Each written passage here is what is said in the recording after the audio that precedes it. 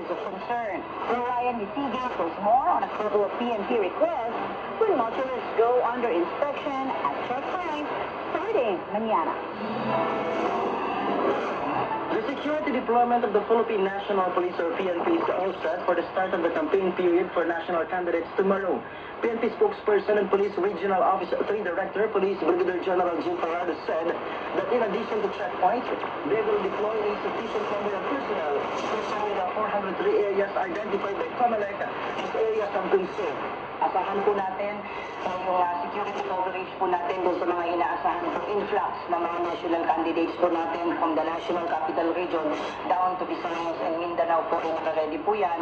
At bilang paghahanda nga po ay magdadagdag po tayo ng mga tauhan po natin doon sa mga areas at sa mga engagement areas. The PNP reminds police personnel running checkpoints to be conscious when flagging down motorists as the number of vehicles